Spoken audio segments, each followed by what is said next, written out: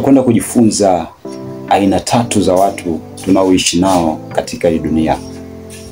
Aina ya kwanza ni wale wanaotutafuta wakati wa shida.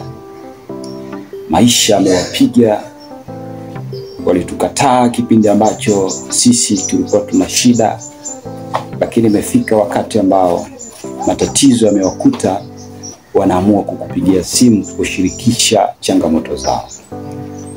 Hawa ni watu hatari sana. Ukiona mtu anakutafuta katika kipindi cha shida, mtu huyo hana msaada kwako, lakini asilimia kubwa anategemea kupata msaada kutoka kwako wewe. Na maisha yao huwa yamezungukwa na changamoto nyingi sana. Ni rahisi kuwakataa watu, lakini ni rahisi pia kuwakubali watu katika kipindi hicho cha matatizo. Wanakuja wakinyenyekea, lakini wakishafanikiwa kupata msaada kutoka kwako, wanakukataa. Na watu wa staili hii huwa hawapendi kutatua matatizo ya wengine, lakini wanapenda sana kusaidiwa. Wanapenda sana kuwekwa mstari wa mbele pindi wanapokuwa na matatizo yao. Hii ni aina ya kwanza ya watu tunaoishi nao hapa duniani. Okay, tuje kwenye aina ya pili ya watu ambao tunaoishi nao hapa duniani.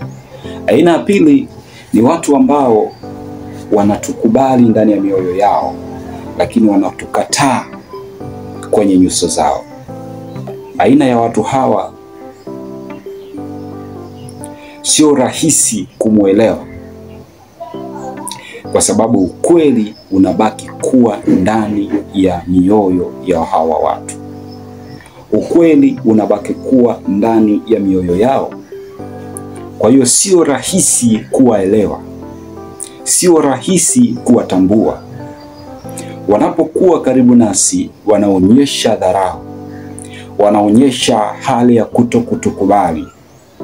Lakini watu hawa wanapokuwa peke yao, wanajutia yale mabaya waliotufanyia, kutokana na hukumu inayoendelea inawasuta ndani ya mioyo yao.